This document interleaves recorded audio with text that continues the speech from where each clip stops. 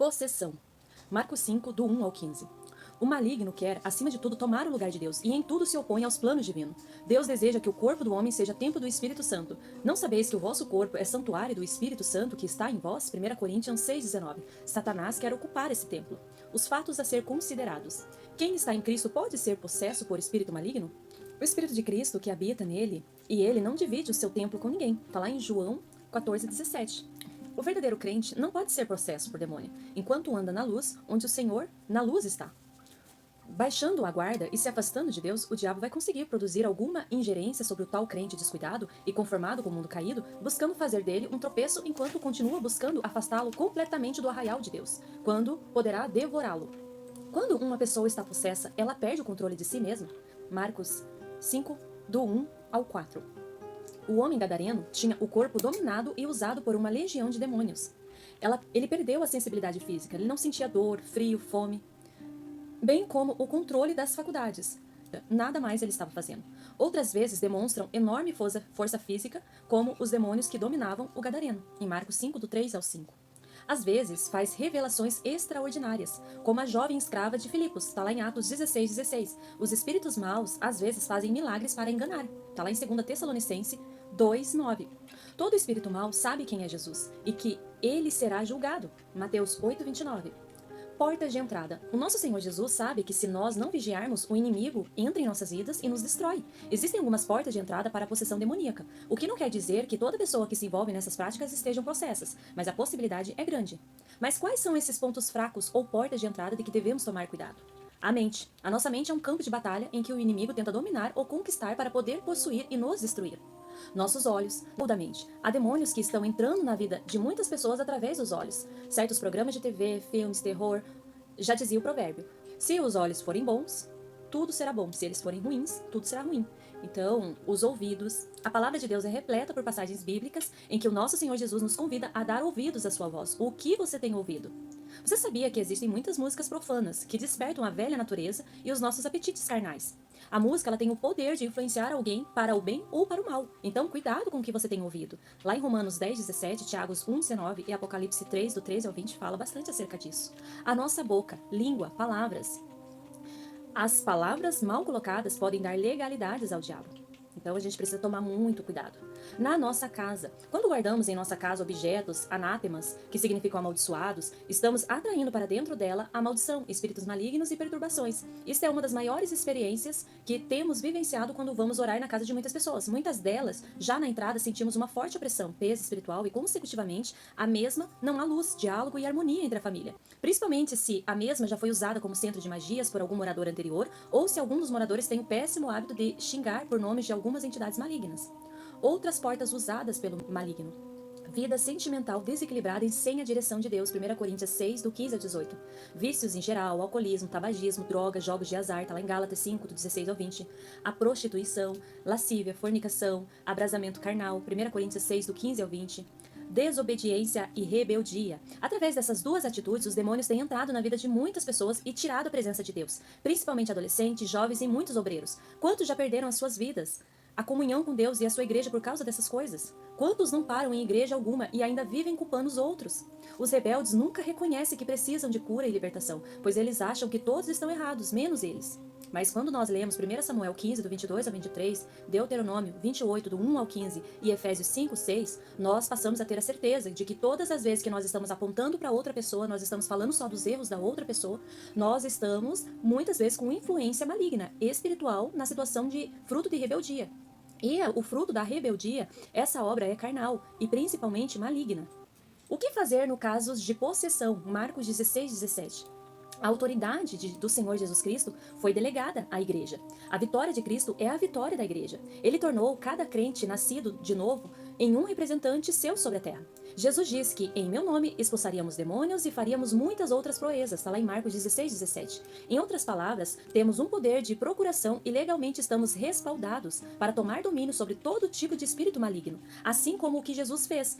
Eles têm de obedecer às nossas ordens por causa da autoridade de Cristo que está em nós. Ou seja, diante de uma possessão, manter a calma.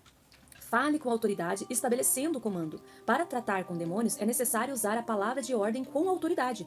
Tomar o comando da situação e determinar o que eles têm que fazer. Foi assim que Jesus agiu e ensinou. As pessoas que viam expulsar demônios e ficavam espantadas, dizendo: que palavra é esta? Pois com autoridade e poder ele ordena os espíritos imundos e eles saem. Lucas 4:36. Como você pode perceber, o Senhor Jesus Cristo dava ordem aos demônios. E é assim que devemos fazer, em seu nome. Ao assumir uma posição de superioridade em Cristo, o cristão poderá comandar a situação e os demônios não terão outra alternativa senão obedecê-los. Está lá em Marcos 9:25. Manter longe dos curiosos. Isso aqui é muito importante. Proíba os demônios de causarem tumultos. Geralmente, os demônios, todas essas situações malignas, eles gostam de aplausos, eles gostam de risadas, eles gostam, de público, daquele ovacionamento de multidão e tudo. Tudo que é feito por obra maligna tem uma certa exatidão de público, de ovacionamento, então tem que estar afastado de tudo isso, tumulto. Muitas vezes os espíritos malignos, eles querem machucar a pessoa em que estão agindo, expô-la a uma situação humilhante ou mesmo tumultuar um ambiente.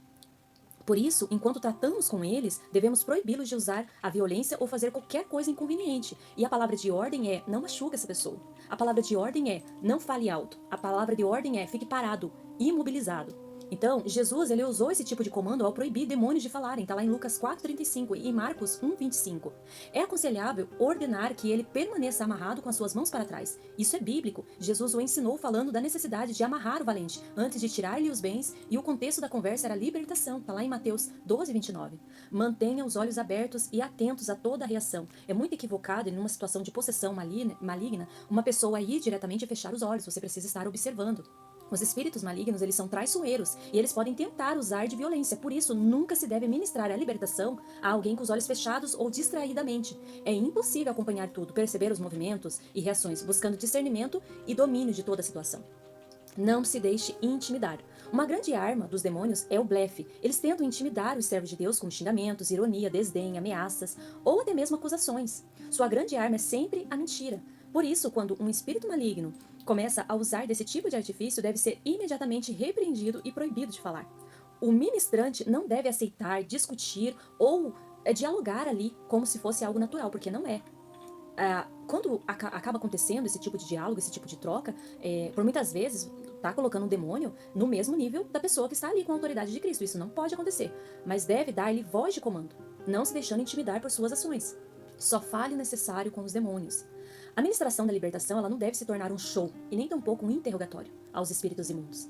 Fazer perguntas e entender um diálogo só deve ser procedimento tomado em casos especiais sob a direção do Espírito Santo. Jesus usou disso quando tratou o possesso gadareno, perguntando ao demônio o seu nome e permitindo que ele falasse algumas coisas. Lucas 8:27-33.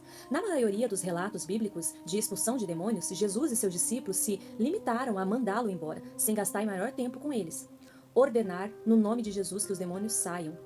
O demônio ou os demônios devem ser ordenados que saiam da vida da pessoa, de sua casa, de onde quer que tenham se escondido, e que levem embora tudo o que é deles. Use a palavra de Deus para quebrar resistência. Há demônios mais resistentes, teimosos, que insistem em não obedecer às ordens dadas pelo ministrante ou recusam-se a sair. Uma maneira eficaz de quebrar essa resistência é lembrar-lhes as verdades da palavra de Deus que os colocam como vencidos. Lembre-se que a palavra é uma espada, arma que ataca nos embates espirituais. Efésios 6:17. Fazê-los reconhecer da humilhante vitória de Jesus sobre eles e seus chefes. Afirmar o poder do Senhor Jesus nos deu para pisá-los. E lembrar-lhes que em breve serão lançados no lago de fogo. Verificar se a pessoa está liberta ou se o demônio apenas está fingindo. Isso é possível através do discernimento espiritual e da confissão de 1 João 4, do 1 ao 3, repetindo as palavras: eu confesso que Jesus Cristo veio em carne, nasceu de uma virgem, morreu e ressuscitou, é Deus, está assentado do lado direito do Pai, é o Senhor e Salvador da minha vida, o seu sangue tem poder e vive pelos séculos dos séculos. Amém. Amém. Geralmente, os demônios não conseguem fazer uma confissão como essa, mas podem enganar a pessoa trocando as palavras ou não as pronunciando direito. Busque perceber o nível da alma na manifestação. Em muitas manifestações demoníacas, há uma mistura entre a ação do demônio e as atitudes da própria pessoa. Normalmente isso acontece quando há uma possessão completa ou quando os demônios já saíram, mas a mente e as emoções da pessoa permanecem em confusão. No caso narrado na Bíblia do demônio que os discípulos não puderam expulsar, pode ilustrar isso. Aquele espírito fazia um menino permanecer mudo e surdo. Marcos 9, do 26 ao 27. Note que a reação do menino após liberto ainda continuava estranha, pois ele parecia morto. O que não fazer durante uma libertação? várias vozes no comando. Não pode várias pessoas, somente uma pessoa. E não adianta falar, tá amarrado, sai dele. Essas coisas não funcionam. Bater no endemoniado, também não. Muitas pessoas às vezes chegam a bater nas pessoas com a Bíblia. Enfim, tem a pessoa ali, ela está possessa, ela precisa de libertação, ela está escrava daquilo, então ela precisa ser liberta. Orar em línguas, totalmente equivocado, errado. Então, nós precisamos cuidar para que nós possamos não ser enganado por nenhum tipo de entendimento equivocado do mundo ou, de repente, ensinamentos doutrinários e tudo. Precisamos nos basear em todas as formas de libertação que houveram dentro da Bíblia e como o Senhor Jesus se posicionou. É muito simples. Nós só precisamos compreender que o nosso Senhor Jesus venceu naquela cruz e por meio da vida dele, todos os servos e servas receberam autoridade. E dessa autoridade, o diabo e seus demônios já perderam. Então, eles estão indo para a condenação eterna. E é isso que nós precisamos cuidar muito. Que nesse tempo, cada um de nós cristãos, possamos cuidar com toda a ação do maligno na tentativa contra a nossa vida. Que nós possamos vigiar e orar sem cessar, porque é a principal ferramenta. A base de tudo é a palavra de Deus, a Bíblia e a prática dela. Amém? Aqui terminamos a série Campos de Batalha e que vocês possam, dentro do coração de vocês, refletir acerca da batalha da mente, a batalha dentro da igreja e também a situação nas regiões celestiais, que fala de todo o campo espiritual. Que todo servo do Senhor tenha um novo renovar da mente, mas também que ele possa se imbuir de toda a autoridade frente ao Espírito Santo para que ele possa estar com as armaduras do Espírito Santo e que ele possa se posicionar nesse tempo, pois o mundo jaz no maligno, mas a Nova Jerusalém é para todos os filhos, servos fiéis do nosso Senhor Jesus. Amém?